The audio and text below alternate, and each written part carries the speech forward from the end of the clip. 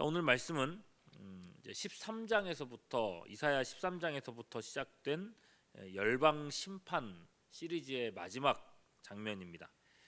13장의 바벨론에서부터 시작해서 아수르, 모압, 다메섹, 구스, 애굽, 두로와 시돈 여러 나라들의 심판을 선언했고 이제 오늘 24장에서는 온 세상의 심판을 선언하시는 겁니다.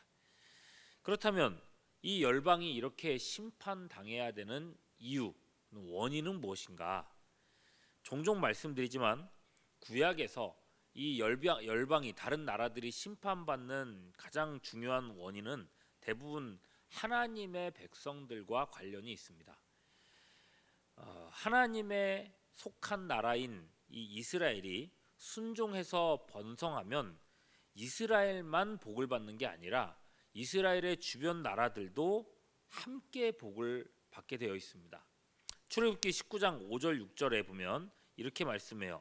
세계가 다 내게 속하였나니 너희가 내 말을 잘 듣고 내 언약을 지키면 너희는 모든 민족 중에서 내 소유가 되겠고 너희가 내게 대하여 제사장 나라가 되며 거룩한 백성이 되리라. 너는 이 말을 이스라엘 자손에게 전할지니라. 자, 이스라엘이 제사장 나라가 될 것이다라고 그랬어요. 그러면 제사장이니까 어떤 역할을 해야 되겠죠? 하나님과 누구 사이에요? 주변의 열방, 다른 나라들 사이에 중간에 역할을 하는 제사장 나라가 될 것이다. 주변 열방에 대해서 중보적인 역할을 하게 될 겁니다.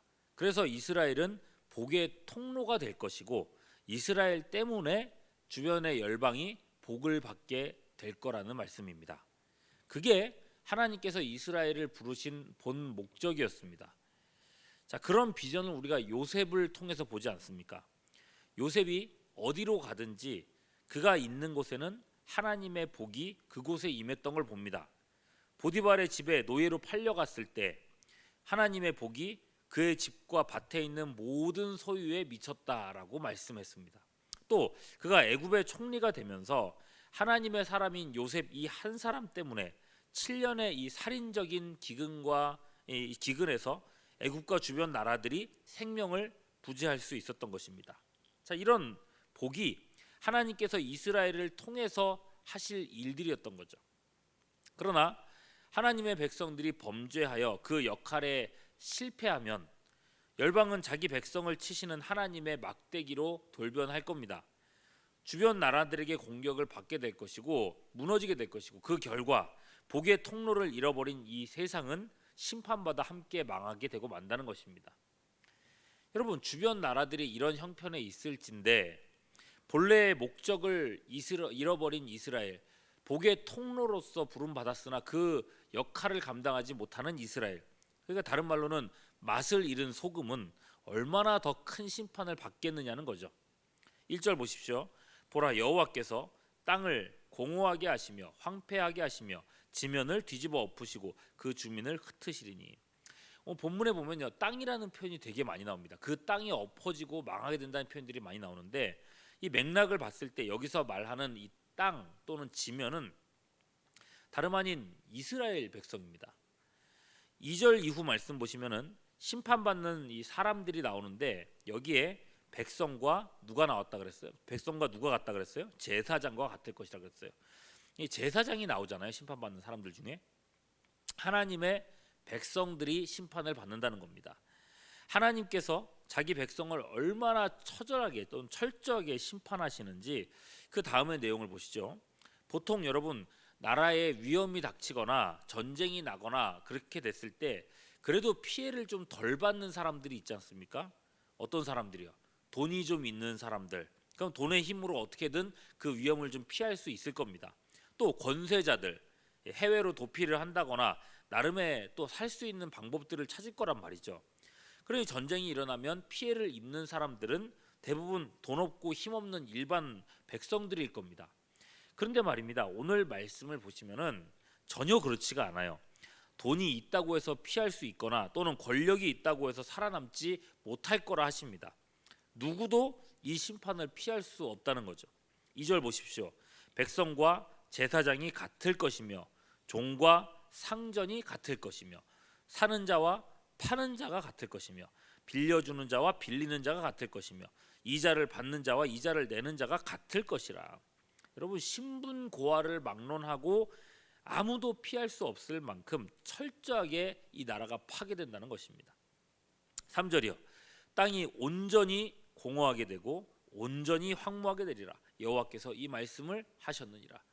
이렇게까지 망할 수 있을까 싶을 정도로 정말 철저하게 망하게 하신다. 유다의 대적들이 이 망한다고, 그가 13장에서부터 쭉 있었던 유다의 대적들이 망하는 일이었잖아요. 그 좋아할 일이 아니었던 거죠. 유다의 멸망은 그들의 망하는 것과 비할 수 없을 정도로 정말 심각했다는 것입니다. 심각할 거라는 겁니다. 그렇다면 여러분, 이들은 왜 이렇게 망하게 되었는가? 왜 이스라엘은 복의 통로가 되지 못했고 복의 통로는커녕 스스로가 망하는 자리에 서고 말았는가? 5절에 그 이유가 있어요. 땅이 또한 그 주민 앞에서 더럽게 되었으니 이는 왜냐하면 그들이 뭐라 그랬어요? 율법을 범하며 율례를 어기며 영원한 언약을 깨뜨렸음이라라고 말씀하고 있어요. 왜 그렇다 그럽니까? 하나님의 율법을 범했기 때문이라고 합니다. 그의 율례를 어겼기 때문이라 그래요.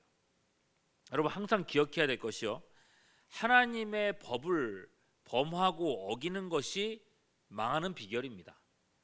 하나님의 말씀이라고 하는 기준을 벗어나서 살아가면 그 길은 반드시 낭떠러지라는 것입니다. 이런 말씀을 보면요, 사실 목회자 입장에선 참 두렵습니다. 오늘날 예수를 믿는 참 많은 사람들이 있어요.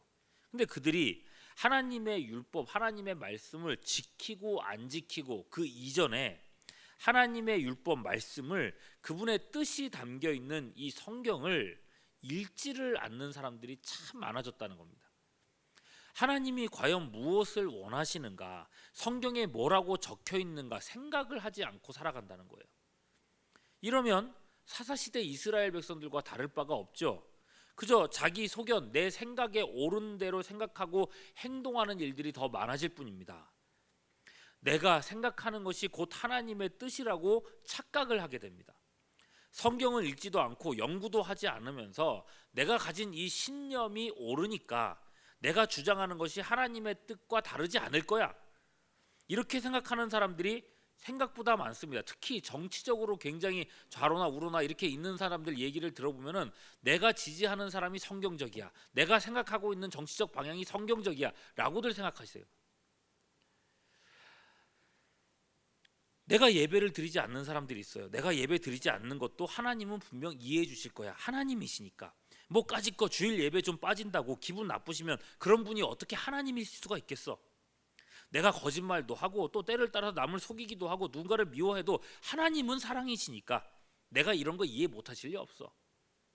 여러분, 이런 식으로 이런 것 저런 거 하나하나 다 제 소견대로 가보십시오. 이런 사람이 과연, 이걸 다 종합해 봤을 때 이런 사람이 과연 신앙이니까, 믿지 않는 사람하고 대봤을 때 과연 어떤 차이가 있을까? 나는 뭐 드러나는 종교 생활을 안 해서 그렇지 내 마음은 그런 종교 생활 하는 사람보다 신실해. 나는 삶의 예배로 하나님께 영광 돌리고 있으니까 괜찮아, 교회 안 나가도. 그러나 여러분, 주일 예배도 못 드리는 사람이 어떻게 삶의 예배를 드릴 수 있겠습니까? 물론 정말 피치 못할 사정 때문에 예배드리지 못하는 사람들이 지금 있는 거 있습니다. 그죠? 다윗 같은 사람도 그랬어요. 사울이 자기를 죽이려고 쫓아다니는데 그 눈에 띄면 바로 죽을 상황인데 무슨 수로 공적 예배를 나갈 수 있었겠어요. 그래서 다윗 같은 사람이 10수년 동안 성전에 나가지 못했단 말이죠. 그럼에도 다윗은 그런 자신의 상황을 절대로 당연하게 여기지 않았습니다. 뭐 나 이런 형편이니까 어쩔 수 없이 못 가는 거니까 하나님 이해해 주시겠지, 안 그랬어요. 그의 마음은 항상 성전에 가 있었죠. 시편에 있는 바 그 수많은 성전에 올라가는 노래들 생각해 보십시오. 시편 84편 3절 다윗의 노래죠. 나의 왕 나의 하나님 만군의 여호와여, 주의 제단에서 참새도 제 집을 얻고 제비도 새끼둘 보금자리를 얻었나이다. 성전을 드나드는 제비, 참새까지도 부러워할 정도로 다윗의 마음은 그저 성전의 예배로 향해 있었던 걸 봅니다. 이 정도의 열심이 과연 이 시대의 성도들에게 있으면서 내가 삶의 예배를 드린다고 과연 말하고 있는 것일까? 오히려 하나님과 멀어지고 자기 소견만 자꾸만 커져서 내 생각이 옳다는 그런 생각들만 점점 커져서 5절 후반절 말씀처럼요, 영원한 언약을 깨트렸다라고 말씀하고 있는데 예수 믿는 믿음마저도 변질되고 있는 것은 아닌가 하는 거죠. 여러분, 이것이 이토록이나 철저하게 유다가 망하게 되는 원인이라는 것입니다. 다시 말씀드리지만 자기만 망하는 게 아니에요. 13절, 세계 민족 중에 이러한 일이 있으리니라 그랬어요. 하나님의 백성이라는 사람들이 심판받게 되면서 복의 통로가 막혀버렸네요. 이제 이방인들에게 남은 것은 하나님의 심판밖에 없다는 것입니다. 복의 통로가 없으니까요. 중요한 건 이겁니다. 하나님은 이런 심판을 통해서도 하나님의 영광을 여전히 받으신다는 겁니다. 심판은 하나님의 공의가 드러나는 행위입니다. 누구도 하나님을 향해서 하나님 왜 그렇게 하십니까? 왜 심판하십니까? 왜 저런 사람까지 멸하십니까? 라고 말할 수가 없습니다. 하나님께서 심판하실 때에 16절 보시면은 땅끝에서부터 노래하는 소리가 우리에게 들리기를 의로우신 이에게 영광을 돌리세 하도다 그랬어요. 하나님은 은혜로운 구원을 통해서도 영광 받으십니다. 또한 공의의 심판을 통해서도 영광 받으신다는 말입니다. 모든 하나님의 일을 통해서, 행위를 통해서 하나님은 영광 받으실 겁니다. 하나님의 영광은 이미 완전하기 때문에 줄어들거나 늘어나지 않습니다. 문제는 뭡니까? 하나님께 문제가 있는 게 아니에요. 하나님의 백성이라고 하는 이 사람들에게 이 심판이 이르렀다는 것입니다.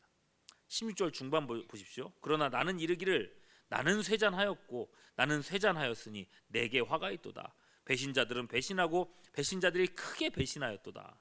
그래서 결국 어떻게 됩니까? 19절 20절, 땅이 깨지고 깨지며 땅이 갈라지고 갈라지며 땅이 흔들리고 흔들리며 땅이 취한 자같이 비틀비틀하며 원두막같이 흔들리며 그 위에 죄악이 중함으로 떨어져 다시는 일어나지 못하리라. 땅, 하나님의 백성들의 상징이라 그랬어요. 하나님의 백성들이 말씀대로 살며 언약 안에 거함으로 하나님의 영광이 되어야 마땅할 텐데 오히려 심판받는 일로 하나님의 영광을 나타내게 됐다는 것입니다. 명색이 하나님의 백성들인데 이런 수치가 어디 있겠냐는 거예요. 오늘날 많은 교인들이 하나님과 거래를 하려고 합니다. 하나님이 자신에 대해서 이렇게 쩔쩔매시는 그런 분이라고 생각을 하려고 해요. 내가 이렇게 행동하면 하나님이라고 어쩌겠느냐. 그렇게 하나님을 만홀히 여기고 가볍게 여기는 그런 모습들이 있어요. 그러나 여러분, 그렇지 않습니다. 분명 하나님은 우리 한 사람 한 사람을 사랑하십니다. 독생하신 아들 예수 그리스도를 주시기까지 하시는 그런 사랑이십니다. 동시에 하나님은 영원한 언약을 깨트린 자에 대해서 몸과 영혼을 능히 지옥에 멸하실 수 있는 심판자요 권능자이십니다. 우리가 그분의 말씀을 따라서 살아가야 되는 거지 그분이 우리의 변덕에 맞추실 거라고 착각해서는 안 된다는 거예요. 여러분, 이 혼란스러운 세상, 진짜 어느 때보다도 혼란스러운 세상 아닙니까? 이 세상 속에 단 하나의 희망이 있다면 세상 속에서 축복의 통로로 부름받은 그리스도인들 뿐이라는 것입니다. 우리가 영적으로 살아있으면 세상에도 소망이 있을 것입니다. 우리가 하나님의 말씀 붙잡고 그분의 말씀 붙들고 살아가며 그 영원하신 언약 예수 그리스도를 붙들고 살아가면 그 자체로서 세상에 소망이 될 것입니다. 그러나 우리가 하나님 앞에 그렇게 서지 못하면 세상은 지금보다 더 흔들리게 되겠죠. 여러분, 우리에게 사명이 있단 말입니다. 이 사명을 확신하시고 오늘 아침 주님과의 관계를 새롭게 하며 주어진 삶을 은혜로써 채워가는 우리 모두가 될 수 있기를 주님의 이름으로 축원합니다. 기도하겠습니다. 온 세상이 혼란스러운 이때에 하나님의 백성들이 할 일은 그걸 보며 혀를 차고 있거나 걱정을 하거나 분노하는 것이 아니라 오히려 자기 가슴을 치고 회개해야 함을 오늘 말씀을 통해 확인하였습니다. 주님, 내가 믿음이 없어 복의 통로가 막혀버렸습니다. 내가 신실함을 잃어버려 세상이 주님을 보지 못합니다. 우리 각 사람의 심령을 성령으로 녹여 주시옵고 교회 안에 다시금 회개의 바람이 불어오게 하여 주시옵소서. 하나님의 집에서부터 심판이 시작됨을 기억하며 우리 신앙의 옷깃을 여미게 하여 주시기를 간구하옵고 우리 구주 예수 그리스도의 이름으로 기도하옵나이다. 아멘.